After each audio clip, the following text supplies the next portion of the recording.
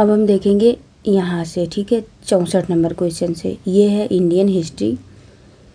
ये जो पुनरावलोकन बुक है उसको हम लोग देख रहे हैं। तो 63 नंबर क्वेश्चन के पहले के जितने भी क्वेश्चन हैं वो हमने अलग वीडियो में बना दिया है, आप देखना चाहें तो देख सकते हैं। क्वेश्चन है कि यूरोपीय चित्रकारी का प्रवेश किसके दरबार में हुआ? तो ये हुआ था अकबर के दरबार में। अकबर के दरबार में यूरोपीय चित्रकला का प्रवेश पुर्तगालियों के माध्यम से हुआ था, जिनसे मुगल चित्रकारों ने दो विशेषताएं ग्रहण की थी। एक व्यक्ति विशेष का चित्रण, दूसरा दृश्य में आगे दिखने वाली वस्तुओं को छोटे आकार में बनाना। चित्रकला का विकास हुमायूं के शासनकाल में प्रारंभ हुआ। अकबर के शासनकाल में यूरोपीय चित्रकला का प्रभाव मुगल चित्रकला शैली पर पड़ा। अकबर के दरबार में मिस्किन एक यूरोपीय शैली का चित्रकार था। अकबर के समय दशवंत अग्रणी चित्रकार था। जहांगीर के शासनकाल को मुगल चित्रकला का स्वर्ण युग कहा जाता है। आगे है दशवंत और वशावन प्रसिद्ध चित्रकार मुगल सम्राट के राजदरबारी थे। तो ये किसके थे? ये अकबर के जो है मतलब अकबर के दरबार में कौन थे प्रसिद्ध चित्रकार? कौन? दशवंत और वशावन थे। बात करें दशवंत और वशावन, अकबरकालीन चित्रकार थे। दशवंत जो एक कहार का बेटा था, इसके काम से अकबर इतना प्रभावित हुआ कि उसने इसे अपने समय के अग्रणी चित्रकार बनने में सहयोग दिया। किंतु बाद में यह महान चित्रकार मानसिक रूप से विक्षिप्त हो गया और 1584 ईस्वी में इसने आत्महत्या कर ली। अकबरकालीन चित्रकारों के नाम अबुल फजल ने अपनी पुस्तक आईने अकबरी में गिनाए हैं, जैसे दशवंत, वशावन, केशवलाल, मुकुंद, मिस्किन, फारूक, कलम, माधव, जगन्नाथ, महेश, खेमकरण, तारा, शांवल और हरिवंशाद। 64 नंबर का क्वेश्चन है मुगल चित्रकला किसके नेतृत्व में अपने शीर्ष बिंदु पर थी? तो ये थी हुमायूं के समय में मुगल चित्रकला अपने शीर्ष पर थी। मुगल चित्रकला जहांगीर के काल में शिखर पर पहुंच गई थी। जहांगीर चित्रकला का बड़ा कुशल पारखी था। मुगल शैली में मनुष्यों का चित्र बनाते समय एक ही चित्र में विभिन्न चित्रकारों द्वारा मुख, शरीर तथा पैरों को चित्रित करने का रिवाज था। जहांगीर का दावा था कि वो किसी भी चित्र में विभिन्न चित्रकारों के अलग अलग योगदान को पहचान सकता है। शिकार, युद्ध तथा राज दरबार के दृश्यों को चित्रित करने के अलावा जहांगीर के काल में मनुष्यों तथा जानवरों के चित्र को बनाने की कला में विशेष प्रगति हुई। अबुल हसन ने जहांगीर के सिंहासनारोहण का एक चित्र बनाया था, जिसे जहांगीर की आत्मकथा तुजो के जहांगीरी के मुख्य पृष्ठ पर लगा दिया गया। इस प्रकार जहांगीर के काल को मुगल चित्रकला का स्वर्ण युग कहा जाता है। फिर अगला है, देखो शिखर पर किसके समय में थी? जहांगीर के समय में। ठीक, नेक्स्ट है 67, जाब्ती प्रणाली किसकी उपज थी? तो ये थी अकबर की। बात करें अकबर के शासनकाल में भू राजस्व वसूली के लिए जाब्ती प्रणाली का प्रचलन था, जो भूमि सर्वेक्षण, भू राजस्व निर्धारण के लिए दस्तूरुल अमल तथा जाब्ती खसरे की तैयारी पर आधारित थी। साम्राज्य के अधिकतर भूभाग में यही प्रणाली प्रचलित थी। आगे है, यह कथन किसका है कि अकबर के शासन में इलाहाबाद में 40 स्तंभ युक्त मंजिल के निर्माण में 5000 से 20,000 लोगों ने 40 साल तक काम किया? तो ये हो जाएगा कौन सा? ये हो जाएगा विलियम फिंच। विलियम फिंच के अनुसार इलाहाबाद स्थित पैलेस ऑफ 40 पिलर्स के निर्माण में 40 वर्ष लगे और इसके निर्माण हेतु 5000 से 20,000 लोगों ने काम किया। नेक्स्ट है, कश्मीर का अकबर नाम से प्रसिद्ध सुल्तान था। तो ये था कौन? सुल्तान जैनुल आबिदीन। अकबर के समान धर्म सहिष्णु एवं सामाजिक कार्यों के लिए सुल्तान जैनुल आबिदीन को कश्मीर का अकबर कहा जाता है। उसने संस्कृत के अनेक महत्वपूर्ण ग्रंथों का अनुवाद कराया तथा श्री भट्ट और मंसूर बिन अहमद जैसे वैद्यों को संरक्षण प्रदान किया। आगे है 70 नंबर का क्वेश्चन कि 2 अस्पा एवं सिंह अस्पा प्रथा किसने शुरू की थी? तो ये की थी जहांगीर ने। 2 अस्पा एवं सिंह अस्पा प्रथा जहांगीर ने चलाई थी। इसके अंतर्गत बिना जात पद बढ़ाए ही मनसबदारों को अधिक सेना रखना पड़ता था। बात करें 2 अस्पा, तो इसमें मनसबदारों को अपने सवार पद के दोगुने घोड़े रखने होते थे। बात करें सिंह अस्पा, तो इसमें मनसबदारों को अपने सवार पद के 3 गुने घोड़े रखने होते थे। 71 नंबर का क्वेश्चन है, ईरान के शाह और मुगल प्रशासकों के बीच झगड़े की जड़ क्या थी? तो क्या थी? कंधार। कंधार राज्य ईरान के शाह और मुगल के बीच संघर्ष की जड़ थी, क्योंकि कंधार को अपने हाथों में रखना मुगल शासक तथा ईरान के शाह के लिए प्रतिष्ठा का विषय बन गया था। दोनों शासकों की साम्राज्यवादी योजनाओं को कार्यान्वित किया जाना बहुत कुछ कंधार को अपने हाथों में रखने पर ही निर्भर करता था। नेक्स्ट है, दिल्ली के लाल किले का निर्माण किसने करवाया था? तो ये शाहजहां ने करवाया था। बात करें अकबर के फतेहपुर सीकरी की भांति शाहजहां ने दिल्ली में अपने नाम पर शाहजहानाबाद नामक एक नगर की स्थापना 1638 ईस्वी में की तथा वहां अनेक सुंदर एवं वैभवपूर्ण भवनों का निर्माण कर उसे सुसज्जित करने का प्रयास किया। शाहजहानाबाद के भवनों में लाल किला सबसे प्रमुख है। चतुर्भुजाकार यह किला लाल बलुआ पत्थर से निर्मित है। लाल बलुआ पत्थर से निर्मित होने के कारण लाल किला के नाम से प्रसिद्ध है। इसका निर्माण 1648 ईस्वी में पूर्ण हुआ। इस किले के पश्चिमी द्वार का नाम लाहौरी दरवाज़ा एवं दक्षिणी द्वार का नाम दिल्ली दरवाज़ा है। यह सुंदरता तथा शोभा में अनोखा है तथा संभवतः विश्व में अतुल्य है। बात करें क्वेश्चन नंबर 73 है कि निम्नलिखित में से किस इतिहासकार ने शाहजहां के शासनकाल को मुगल काल का स्वर्ण युग कहा जाता है? तो ये जो है L Srivastava. Doctor L Srivastava ने अपनी पुस्तक मुगल कालीन भारत में लिखा है कि शाहजहां का शासनकाल भारत के मध्ययुगीन इतिहास में स्वर्ण युग के नाम से प्रसिद्ध है। यह केवल कला और कला में भी वास्तुकला की दृष्टि से ही सत्य माना जाता है। JN सरकार और BA स्मिथ शाहजहां के काल को स्वर्ण युग मानने के पक्ष में नहीं है। SR शर्मा ने शाहजहां के काल को स्पष्ट रूप से मुगल काल का स्वर्ण काल माना है, अतः विकल्प C सही है। नेक्स्ट है, औरंगजेब द्वारा चलाए गए जिहाद का अर्थ क्या है? तो यह है दारुल इस्लाम। जिहाद का अर्थ क्या है? दारुल इस्लाम। औरंगजेब जो है सर्वोपरि एक उत्साही सुन्नी मुसलमान था। उसकी धार्मिक नीति सांसारिक लाभ के किसी विचार से प्रभावित नहीं थी। उदार द्वारा के विरुद्ध सुन्नी कट्टरता के समर्थक के रूप में राज सिंहासन प्राप्त करने की हैसियत से उसने कुरान के कानून को कठोरता से लागू करने का प्रयत्न किया।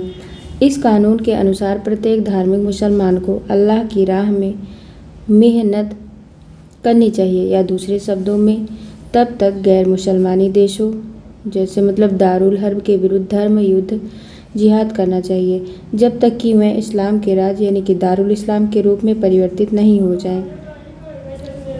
जाते हैं। 75 नंबर का क्वेश्चन है, पटना में किस सिख गुरु का जन्म हुआ था? तो ये हुआ था गोविंद सिंह का। जो गुरु गोविंद सिंह जी का जन्म बिहार के पटना में हुआ था।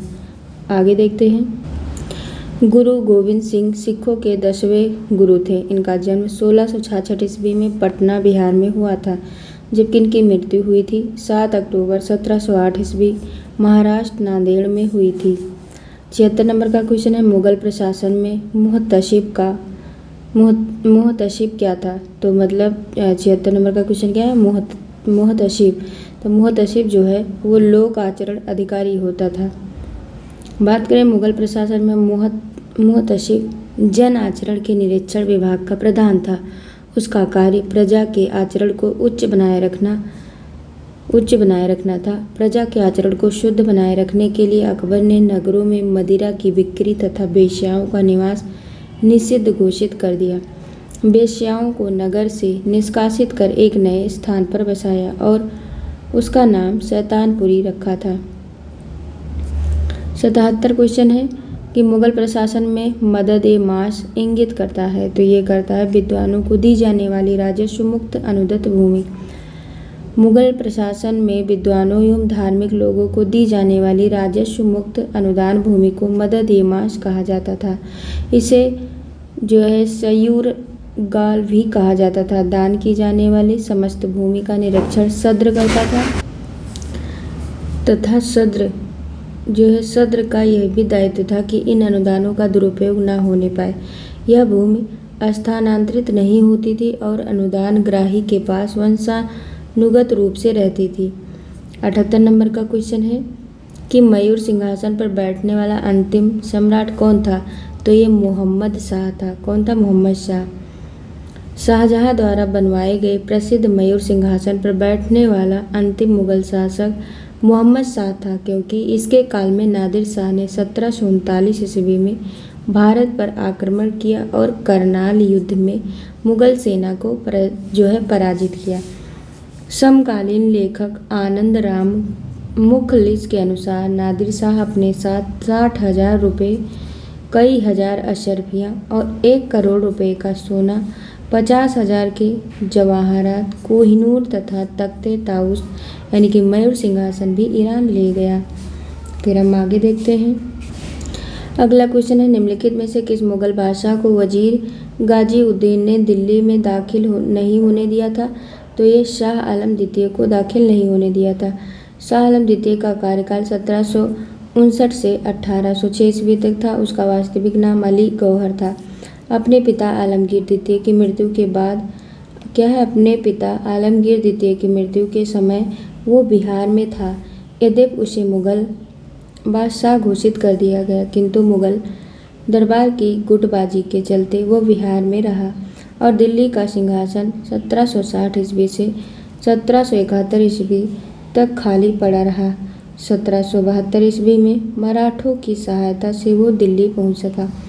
शाह आलम द्वितीय के समय में ही दिल्ली पर अंग्रेजों का अधिकार 1803 ईस्वी में हो गया। फिर हम आगे देखते हैं। अब हम देखते हैं आधुनिक भारत का इतिहास। इसमें जो है पुर्तगाली उपनिवेश का प्रथम वायसराय भारत में कौन हुआ, तो ये था अल्मीडा। बात करें भारत में प्रथम पुर्तगाली वायसराय के रूप में फ्रांसिस्को डी अल्मीडा 1505 से लेकर 1509 ईस्वी तक 9 ईस्वी तक रहा। वो 1505 ईस्वी में भारत पहुंचा और 1509 ईस्वी में अल्मीडा ने टर्की, गुजरात तथा मिस्र की संयुक्त सेना को पराजित कर दीव पर अधिकार कर लिया। दीव पर कब्जा करने के बाद पुर्तगाली हिंद महासागर में सबसे अधिक शक्तिशाली हो गए।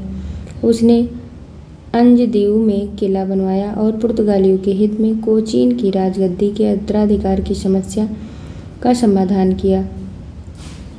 आगे बंगाल की खाड़ी में समुद्री डकैती हेतु हुगली का उपयोग कौन करता था, तो ये करता था पुर्तगालियों द्वारा हुगली को बंगाल की खाड़ी में समुद्री लूटपाट के लिए अड्डे के रूप में इस्तेमाल किया जाता था। नेक्स्ट है कि निम्नलिखित अंग्रेजों में किसे जहांगीर ने खान की उपाधि से सम्मानित किया, तो हॉकिंस को जो है खान की उपाधि से सम्मानित किया। हॉकिंस ईस्ट इंडिया कंपनी का एक कर्मचारी तथा व्यापारी था। वो बादशाह जहांगीर के नाम इंग्लैंड के राजा जेम्स प्रथम का पत्र लेकर 1608 ईस्वी में सूरत पहुंचा। अप्रैल 1608 ईस्वी में आगरा में मुगल सम्राट जहांगीर से भेंट की। जहांगीर ने हॉकिंस को 400 का मनसब तथा फिरंगी खां अथवा इंग्लिश खान की उपाधि दी। हम क्वेश्चन नंबर 4 देखते हैं कि भारत में 1612 ईस्वी में अंग्रेजों ने अपनी पहली फैक्ट्री कहाँ स्थापित की, तो सूरत में। कैप्टन विलियम हॉकिंग सूरत से मुगल दरबार यानी कि 1608 ईस्वी में पहुंचा, किंतु सूरत में फैक्ट्री की स्थापना की अनुमति पाने में सफल नहीं हो सका। 1611 ईस्वी में पुर्तगालियों के विरोध के बावजूद कैप्टन मिडलटन सूरत के समीप स्वाली पहुंचा। मुगल गवर्नर से वहां व्यापार करने की अनुमति पाने में सफल हो गया। कैप्टन बेस्ट द्वारा सूरत के बंदरगाह की विजय ने पुर्तगाली एकाधिकार की निरंतरता को भंग किया। इसके बाद जहांगीर के शाही फरमान से अंग्रेजों ने सूरत में अस्थायी रूप से एक फैक्ट्री स्थापित की, जहां से अंग्रेजों ने अपने व्यापार को देश के दूसरे भागों में फैलाया तथा शीघ्र ही अहमदाबाद, बुरहानपुर, अजमेर तथा आगरा में सहयोगी फैक्ट्रियां स्थापित की। अगला है कि किस मुगल शासक के समय सर थॉमस रो भारत आया, तो वो आया था जहांगीर के समय में। बात करें कि सर थॉमस रो ब्रिटेन के राजा थेम्स प्रथम के दूत के रूप में सितंबर 1615 ईस्वी में सूरत पहुंचा तथा जनवरी 1616 ईस्वी में वो अजमेर में मुगल शासक जहांगीर के दरबार में उपस्थित हुआ। डच ईस्ट इंडिया कंपनी ने किस वर्ष अपनी फैक्ट्री पटना में स्थापित की, तो ये 1632 ईस्वी में स्थापित की। पटना डिस्ट्रिक्ट गजेटियर इतिहास की किसी मानक पुस्तक या अन्यत्र 1632 ईस्वी में पटना में डच फैक्ट्री की स्थापना का कोई प्रमाण हमें नहीं प्राप्त हो सका, किंतु बिहार लोक सेवा आयोग द्वारा निरंतर यह प्रश्न पूछा जाता है और इसका उत्तर 1632 ईस्वी में मानता है। कुछ अप्रमाणित स्रोत में यह प्राप्त होता है कि सर्वप्रथम डचों ने पटना कॉलेज की उत्तरी इमारत में 1632 ईस्वी में डच फैक्ट्री की स्थापना की। इनकी रुचि सूती वस्त्र, चीनी, सोरा, अफीम आदि से संबंधित व्यापार में थी। अगला है, निम्नलिखित में से प्रथम कर्नाटक युद्ध का कौन सा तात्कालिक कारण था, तो यह था अंग्रेजों द्वारा फ्रांसीसी जहाज़ों का अधिग्रहण। बात करें कर्नाटक का प्रथम युद्ध 1746-48 ईस्वी तक था। जो है कर्नाटक का प्रथम जो युद्ध था कब हुआ था, 1746 से 48 के बीच में, ऑस्ट्रिया के उत्तराधिकार युद्ध के लिए, जो 1740 ईस्वी में आरंभ हुआ। इसका विस्तार मात्र था। गृह सरकारों की आज्ञा के विरुद्ध ही दोनों दलों अंग्रेजी और फ्रांसीसी में 1746 ईस्वी में युद्ध प्रारंभ हो गया। अंग्रेज कैप्टन बर्नेट के नेतृत्व में अंग्रेजी सेना द्वारा कुछ फ्रांसीसी जहाज़ों पर अधिकार कर लेना युद्ध का तात्कालिक कारण था।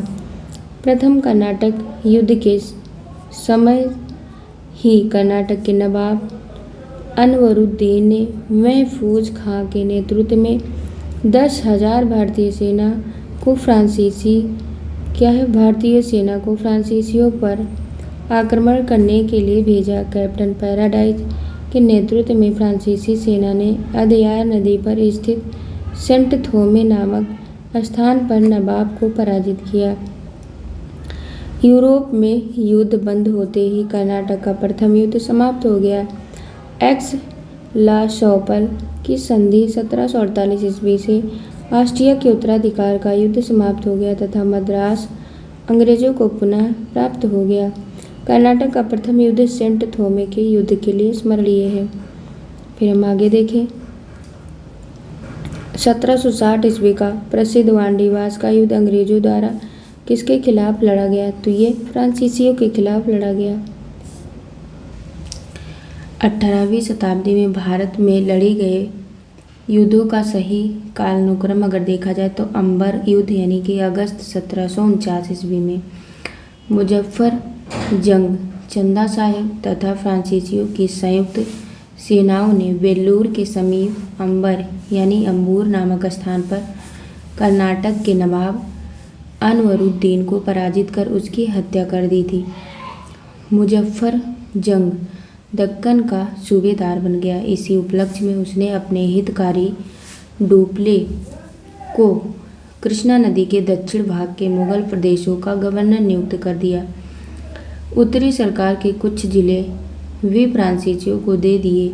इसके अतिरिक्त मुजफ्फर जंग की प्रार्थना पर एक फ्रेंच सेना की टुकड़ी बुस्सी के नेतृत्व में हैदराबाद में तैनात कर दी गई। प्लासी युद्ध जून 1757 अंग्रेजों तथा बंगाल के नवाब सिराजुद्दौला के मध्य युद्ध के परिणाम स्वरूप अंग्रेजों का पूरे बंगाल पर नियंत्रण हो गया। क्लाइव ने मीर जाफर को बंगाल का नवाब बनाया। नवाब बनने के बाद मीर जाफर ने अंग्रेजों को उनकी सेवाओं के लिए 24 परगनों की जमींदारी से पुरस्कृत किया और क्लाइव को 2,34,000 पाउंड की निजी भेंट की। नेक्स्ट है वांडीवास का युद्ध। जनवरी 1760 ईस्वी में अंग्रेजों तथा फ्रांसीसियों के मध्य लड़ा गया। युद्ध में फ्रांसीसी पराजित हुए। अंग्रेजी सेना का नेतृत्व सर आयरकूट ने, जबकि फ्रांसीसी सेना का नेतृत्व काउंट डी लाली ने किया था। बक्सर युद्ध अक्टूबर 1764 ईस्वी में। बात करें मीर कासिम, अवध के नवाब शुजाउद्दौला एवं मुगल सम्राट शाह आलम द्वितीय की संयुक्त सेना तथा अंग्रेजों के मध्य युद्ध में अंग्रेज विजयी रहे। इस युद्ध में अंग्रेजी सेना का नेतृत्व हेक्टर मुनरो ने किया तथा बक्सर के युद्ध ने पलासी के निर्णयों पर मुहर लगा दी। 9 नंबर का क्वेश्चन है कि निम्नलिखित में किस अंग्रेज अधिकारी ने पुर्तगालियों को स्वाली के स्थान पर हराया था? तो ये हो जाएगा थॉमस वेस्ट। 1611 ईस्वी में पुर्तगालियों के विरोध के बावजूद कैप्टन मिडलटन सूरत के समीप स्वाली पहुंचा और मुगल गवर्नर से यहां व्यापार करने की अनुमति लेने में सफल हो गया। कैप्टन वेस्ट द्वारा सूरत के बंदरगाह की विजय ने पुर्तगाली एकाधिकार की निरंतरता को भंग किया तथा सूरत में अस्थायी रूप से एक फैक्ट्री स्थापित की। यहाँ से अंग्रेजों ने अपने व्यापार को देश के दूसरे भागों में फैलाया और शीघ्र ही अहमदाबाद, बुरहानपुर, अजमेर तथा आगरा में सहयोगी फैक्ट्रियाँ स्थापित की। 10वां नंबर का क्वेश्चन है उस क्षेत्र की पहचान करें जहाँ से यूरोपवासियों को सर्वोत्तम सोरा और अफीम प्राप्त हुआ। तो ये हो जाएगा बिहार। बिहार में क्या सोरा और अफीम प्राप्त हुआ है। यूरोपवासियों को सर्वोत्तम सोरा और अफीम बिहार से प्राप्त होता था। 11 नंबर का क्वेश्चन है अंग्रेजी शासन काल में भारत का कौन सा क्षेत्र अफीम उत्पादन हेतु प्रसिद्ध था? तो ये था बिहार। फिर अगला है कि इलाहाबाद की संधि के बाद रॉबर्ट क्लाइव ने मुर्शिदाबाद का जो है उप दीवान किसे बनाया था? तो ये किसे बनाया था? ये बनाया था मोहम्मद रजा खान। इलाहाबाद की दूसरी संधि अगस्त 1765 ईस्वी के अनुसार भगोड़े सम्राट शाह आलम को अंग्रेजी संरक्षण में ले लिया गया था तथा उसे इलाहाबाद में रखा गया। शाह आलम ने अपने 12 अगस्त के फरमान द्वारा कंपनी को बंगाल, बिहार, उड़ीसा की दीवानी अस्थायी रूप से दे दी। इसके बदले कंपनी सम्राट को 26 लाख रुपए देगी तथा निजामत के व्यय के लिए 53 लाख रुपए देगी। इस समय कंपनी सीधे कर संग्रह करने का भार न तो लेना चाहती थी और न ही उसके पास ऐसी क्षमता थी। कंपनी ने दीवानी कार्य के लिए 2 उप दीवान मुर्शिदाबाद, जो कि बंगाल में था, मुर्शिदाबाद के लिए मोहम्मद रजा खान तथा बिहार के लिए राजा सिताब राय की नियुक्ति की। मोहम्मद रजा खान उप नाजिम के रूप में भी कार्य करते थे। इस प्रकार समस्त दीवानी तथा निजामत का कार्य भारतीयों द्वारा ही चलता था, यद्यपि उत्तरदायित्व जो था वो कंपनी का था। 13वां क्वेश्चन है कि सम्राट शाह आलम द्वितीय ने ईस्ट इंडिया कंपनी को बंगाल, बिहार तथा उड़ीसा की दीवानी प्रदान की। तो ये 12 अगस्त 1765 ईस्वी। इलाहाबाद की दूसरी संधि अगस्त 1765 के अनुसार शाह आलम द्वितीय को अंग्रेजी संरक्षण में ले लिया गया था तथा उसे इलाहाबाद में रखा गया। इलाहाबाद तथा कड़ा के जो क्षेत्र नवाब ने छोड़ दिए थे शाह आलम को मिले। 12 अगस्त 1765 के अपने फरमान द्वारा मुगल बादशाह शाह आलम द्वितीय ने कंपनी को बंगाल, बिहार तथा उड़ीसा की दीवानी अस्थायी रूप से दे दी, जिसके बदले से कंपनी सम्राट को 26 लाख रुपए दिया जाना था तथा निजामत व्यय के लिए कंपनी को जो है 53 लाख रुपए देना था। इस समय Robert Clive east India company का बंगाल का गवर्नर था। शाह आलम द्वितीय का संपूर्ण जीवन आपदाओं से ग्रस्त रहा। उसे 1788 ईस्वी में अंधा कर दिया गया। शाह आलम द्वितीय के समय में 1803 ईस्वी में दिल्ली पर अंग्रेजों का अधिकार हो गया। शाह आलम द्वितीय तथा उसके 2 उत्तराधिकारी अकबर द्वितीय, जो कि 1806 से 37 तक, और बहादुर शाह द्वितीय, जो कि 1837 से 57 तक, ईस्ट इंडिया कंपनी के पेंशनभोगी पात्र मात्र बनकर रह गए। बात करें 14 नंबर के क्वेश्चन कि मुगल बादशाह बहादुर शाह जफर के बारे में कहा जाता है कि उसके साम्राज्य की सीमा थी। तो क्या हो जाएगा? बहादुर शाह जफर के बारे में नहीं, बल्कि मुगल शासक शाह आलम द्वितीय के बारे में फारसी भाषा में यह कहावत प्रसिद्ध थी कि सल्तनत ए शाह आलम अज दिल्ली ता पालम, अर्थात शाह आलम के काल में मुगल साम्राज्य सिकुड़ते सिमटते दिल्ली के लाल किले से पालम गांव तक रह गया। बिहार लोक सेवा आयोग ने इस प्रश्न के उत्तर को निरस्त कर दिया था, मतलब कोई उत्तर नहीं माना था। रणजीत सिंह ने सुप्रसिद्ध कोहिनूर हीरा प्राप्त किया था। तो कहाँ से? ये शाह शुजा से प्राप्त किया था। पंजाब अहमद शाह अब्दाली के साम्राज्य का भाग था, परंतु 1773 ईस्वी में उसकी मृत्यु के पश्चात मुल्तान, कश्मीर इत्यादि कुछ छोटे छोटे भागों को छोड़कर शेष पर सिख मिसलों का अधिकार हो गया। उधर अफगानों ने आंतरिक झगड़ों के कारण रणजीत सिंह को अपनी स्थिति दृढ़ करने का अवसर मिल गया। 1800 ईस्वी में अहमद शाह अब्दाली का पौत्र शाह शुजा काबुल की गद्दी पर बैठा, परंतु उसके भाई शाह महमूद ने शक्तिशाली बरगज़ई सरदारों फतह खां और दोस्त मोहम्मद की सहायता से उसे 1809 ईस्वी में विस्थापित कर दिया तथा स्वयं कश्मीर और पेशावर पर अधिकार कर लिया। इसी समय पर शाह शुजा ने काबुल का राज्य प्राप्त करने के लिए रणजीत सिंह से सहायता मांगी, परंतु कोहिनूर हीरा भेंट किया।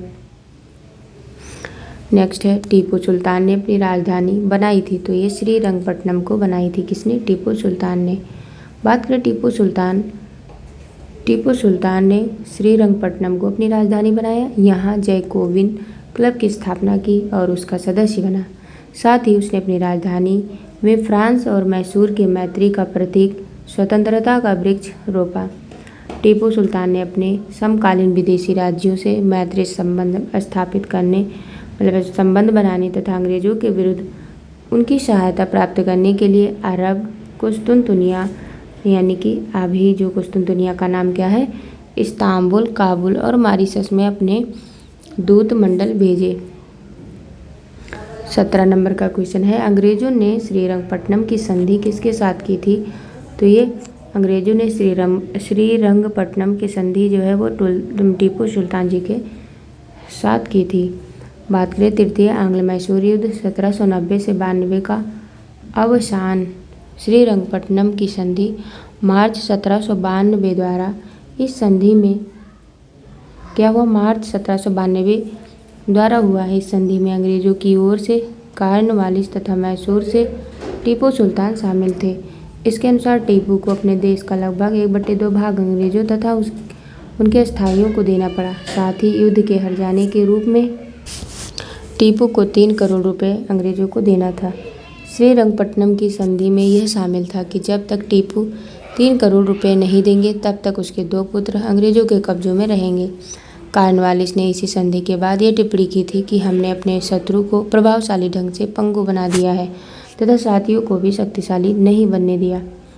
नेक्स्ट है ठगों का उन्मूलन किसके नेतृत्व में हुआ? तो ये हुआ था कैप्टन स्लीमैन के समय में ठगों का उन्मूलन हुआ।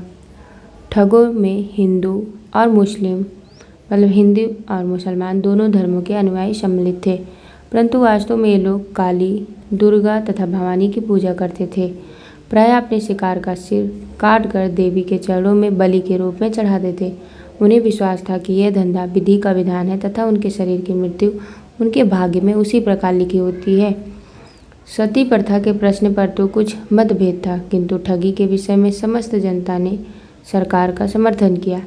लॉर्ड विलियम बेंटिंक ने कैप्टन स्लीमैन को ठगों के विरुद्ध कार्यवाही करने के लिए नियुक्त किया।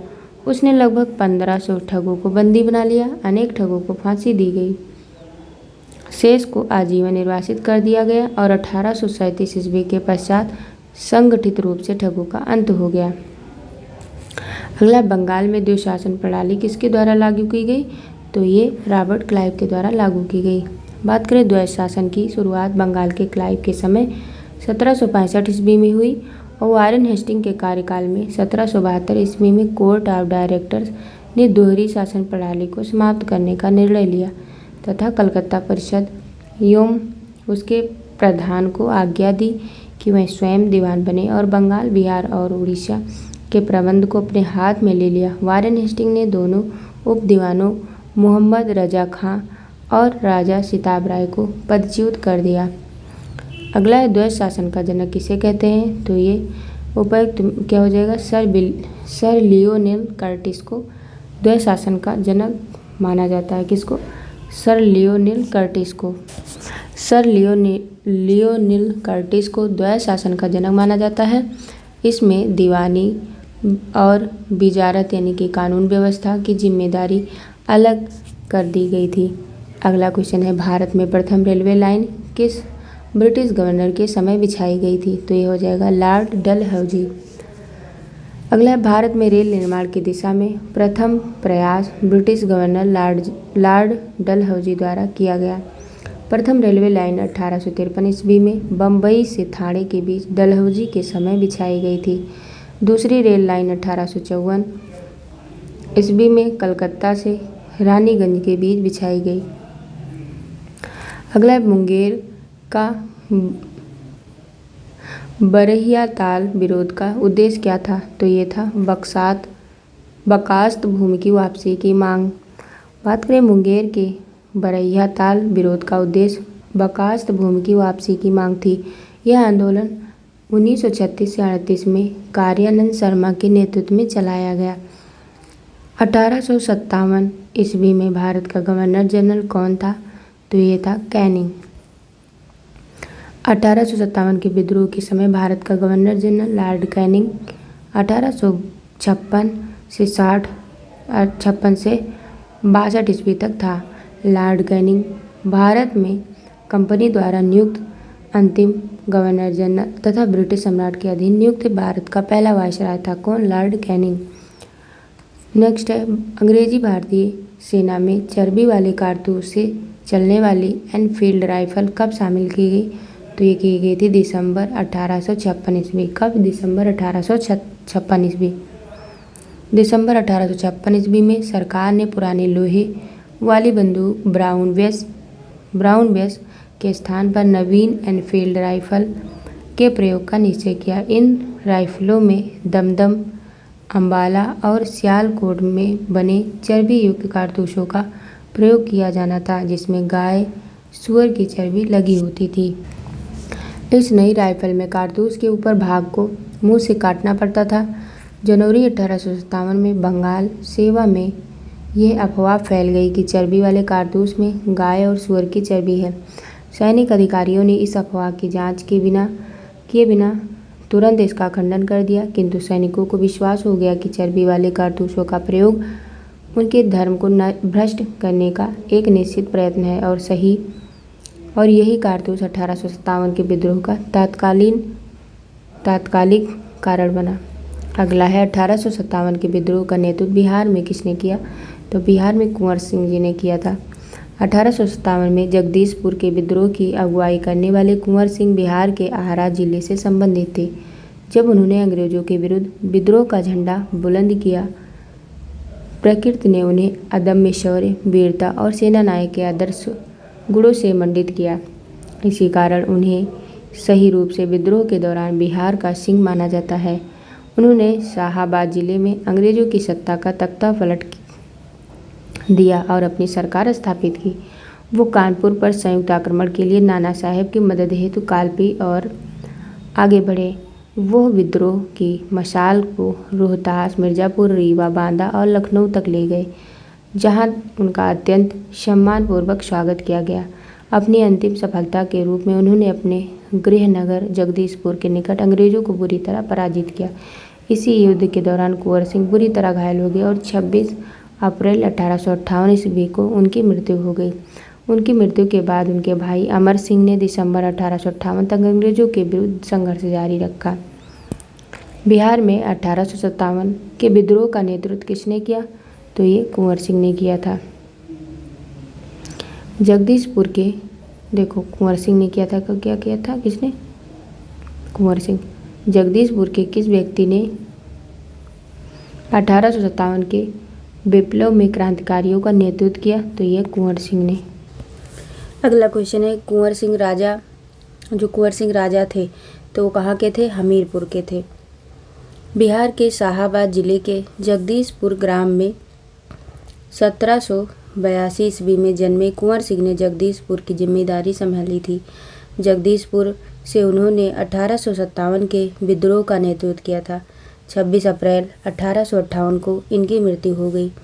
1857 के विद्रोह के समय इनके अदम्य साहस, वीरता और कुशल सेना नायकत्व के कारण इन्हें बिहार का सिंह कहा गया।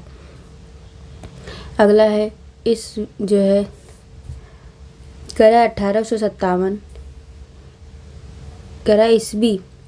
सन 1857 के विद्रोह के एक नेता कुंवर सिंह किस स्थान से संबंधित थे? तो ये कहाँ से संबंधित थे? जगदीशपुर से।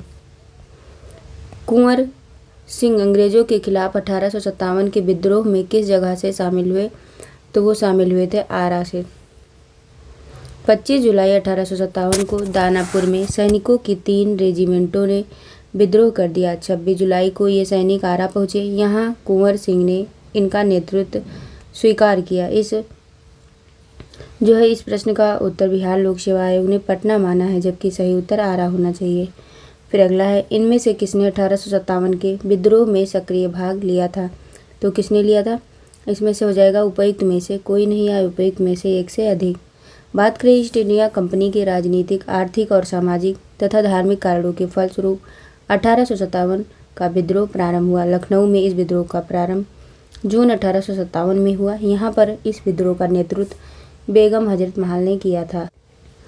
कानपुर में इस विद्रोह का नेतृत्व नाना साहेब के द्वारा तथा फैजाबाद में इस विद्रोह का नेतृत्व मौलवी अहमदुल्लाह ने किया था, जबकि बहादुर शाह जफर अंतिम मुगल बादशाह की पत्नी बेगम जीनत महल ने अप्रत्यक्ष रूप से विद्रोह में भाग लिया था।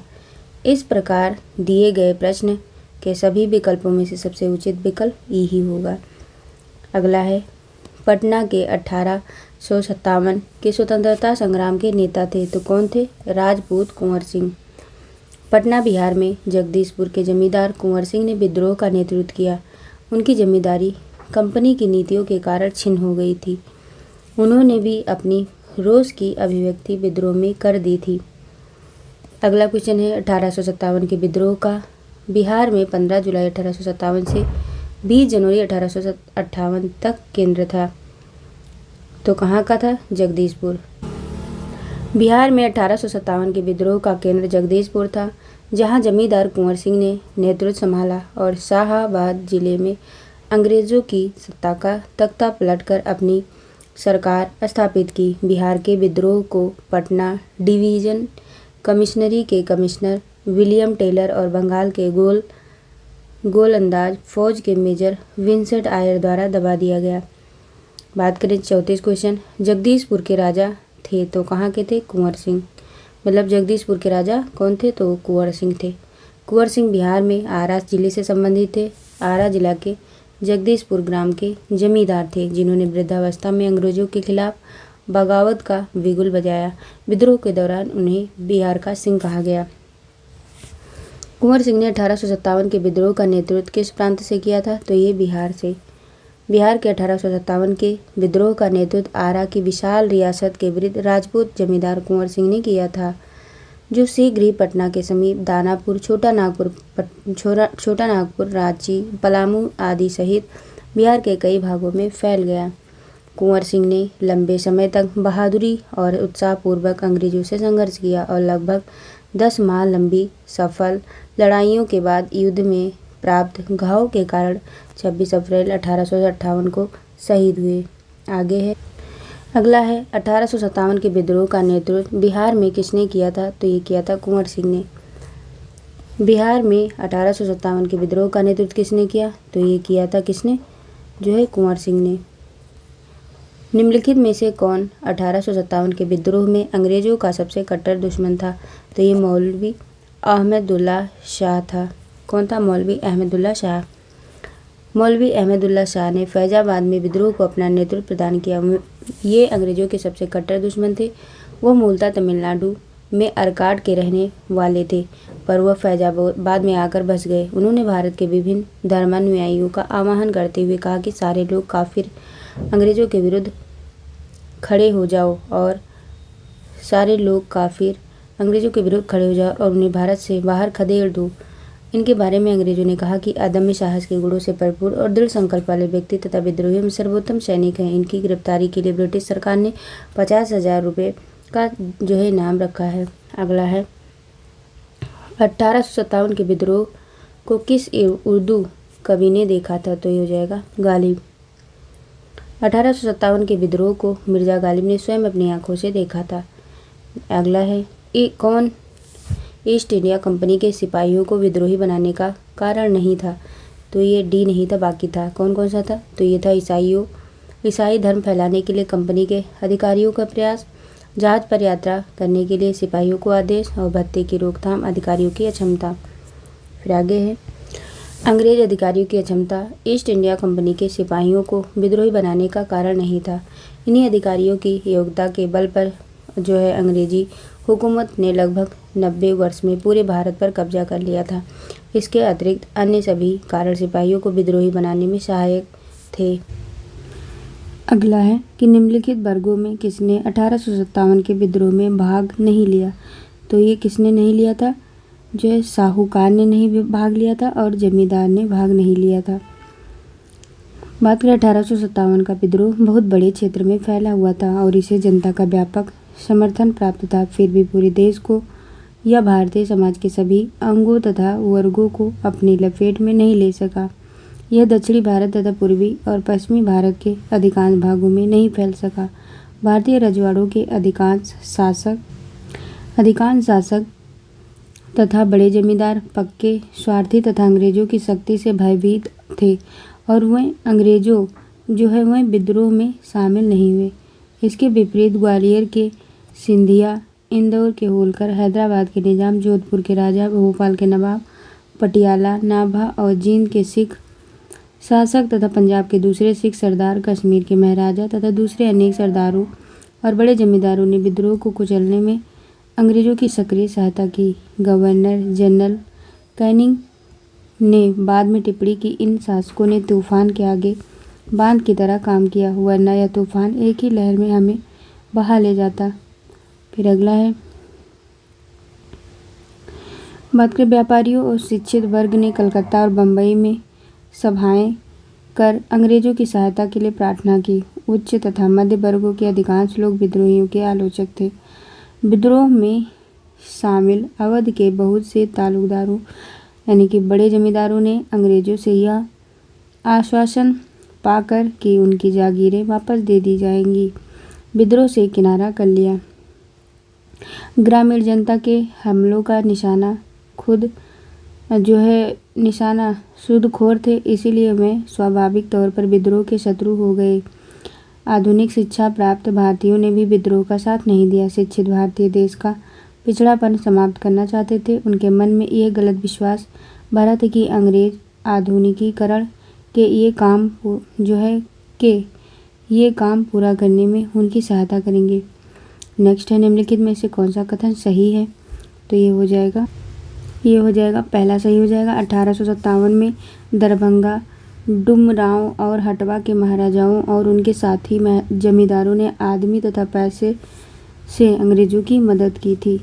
अगला है अगर हम बात करें 1857 के स्वतंत्रता संग्राम में बिहार के कुछ प्रमुख जमींदारों ने अंग्रेजों की धन एवं जन दोनों से बड़ी सहायता की थी। अंग्रेजों को इस प्रकार की मदद पहुंचाने वाले जमींदारों में दरभंगा, डुमरांव एवं हटवा के जमींदार शामिल थे। अगला है 1857 के विद्रोह से बिहार का कौन सा भाग अप्रभावित रहा? तो ये था कौन सा? मुंगेर अप्रभावित रहा। 1857 के विद्रोह के दौरान बिहार में आरा, दानापुर, पटना, मुजफ्फरपुर तथा शाहाबाद विद्रोह के प्रमुख केंद्र थे। पटना में पीर अली यानी कि पुस्तक विक्रेता ने विद्रोहियों का नेतृत्व किया। ग्रामीण जनता के बीच अंग्रेजी हुकूमत के विरुद्ध जो विद्रोही काम कर रहे थे, उन्होंने विद्रोही सिपाहियों का समर्थन किया। अगला 1857 का विद्रोह लखनऊ में किसके नेतृत्व में आगे बढ़ा? तो ये बढ़ा था बेगम ऑफ अवध के नेतृत्व में। बात करें लखनऊ अवध में विद्रोह का प्रारंभ 30 मई 1857 को हुआ। यहाँ विद्रोह का नेतृत्व बेगम हजरत महल ने किया और अपने अल्प वयस्क पुत्र बिरजिस कादिर को नवाब घोषित किया। मार्च 1858 में कैंपबेल ने यहाँ के विद्रोह को समाप्त कर लखनऊ पर पुनः कब्जा कर लिया, जबकि बेगम हजरत महल ने आत्मसमर्पण करने से इनकार कर दिया और नेपाल चली गई। अगला 1857 का विद्रोह मुख्यतः किस कारण से असफल रहा? तो इसका बी ऑप्शन सही हो जाएगा।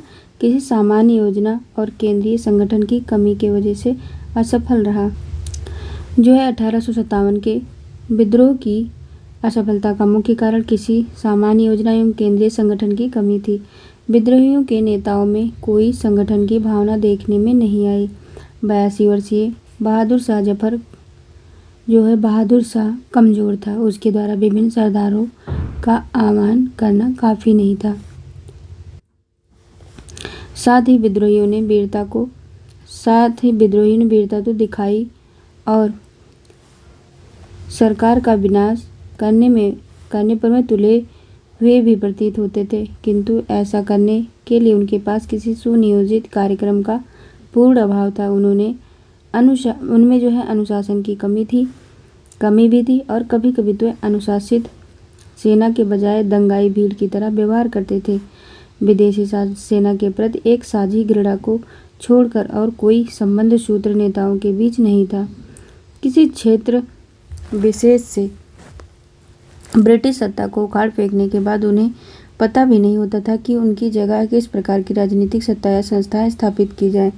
उनके पास एक भविष्योन्मुख कार्यक्रम, सुसंगत विचारधारा, राजनीतिक परिप्रेक्ष्य या भावी समाज और अर्थव्यवस्था के प्रति एक स्पष्ट दृष्टिकोण का अभाव था। अगला है विचार कीजिए। कह रहा है कथन का 1857 में प्रथम स्वतंत्रता संग्राम ब्रिटिश सरकार ने स्वतंत्रता प्राप्त करने में असफल रहा। कारण का दिया हुआ है कि बहादुर शाह जफर के नेतृत्व को जन सहयोग नहीं मिला था और अधिकांश महत्वपूर्ण रियासतों के शासक उनका साथ देने में कतरा गए। तो नीचे दिए गए कोड में सही उत्तर दीजिए। तो इसका आंसर फर्स्ट हो जाएगा कि दोनों का और का सत्य है और जो का है वो का सही स्पष्टीकरण है। ठीक। बात करें 1857 के विद्रोह का स्वरूप मुख्यतः सामंतवादी था, जिसमें कुछ राष्ट्रवाद के तत्व विद्यमान थे। अवध तथा रुहेलखंड के तथा अन्य उत्तरी भारत के सामंतवादी तत्वों ने विद्रोह का नेतृत्व किया और दूसरी ओर अन्य सामंतवादी तत्वों तथा पटियाला, जींद, ग्वालियर व हैदराबाद के राजाओं ने इस विद्रोह का दमन करने में सहायता की। संकट के समय कैनिंग ने कहा कि यदि सिंधिया भी विद्रोह में शामिल हो जाए तो मुझे कल ही बिस्तर गोल करना होगा। नेक्स्ट है कि महारानी विक्टोरिया ने भारतीय प्रशासन को ब्रिटिश ताज के नियंत्रण में लेने की घोषणा कब की थी? तो ये की थी 1 नवंबर 1858 को। कब ली थी? 1 नवंबर 1858 को। बात करें 1857 की क्रांति के दमन के पश्चात 1 नवंबर 1858 को महारानी विक्टोरिया ने भारतीय प्रशासन को ब्रिटिश ताज के 1857 की क्रांति के दमन के पश्चात 1 नवंबर 1858 को महारानी विक्टोरिया ने भारतीय प्रशासन को ब्रिटिश ताज के नियंत्रण में लेने की घोषणा की। इस घोषणा के बाद भारत में कंपनी के शासन को समाप्त कर भारत को सीधे ब्रिटिश क्राउन के अधीन कर दिया गया। एक भारत मंत्री या सचिव तथा 15 सदस्यों वाली इंडियन काउंसिल की स्थापना की गई। तत्कालीन गवर्नर जनरल लॉर्ड कैनिंग को ही भारत का प्रथम वायसराय बनाया गया। तो आज के लिए इतना ही। जय हिंद, जय भारत।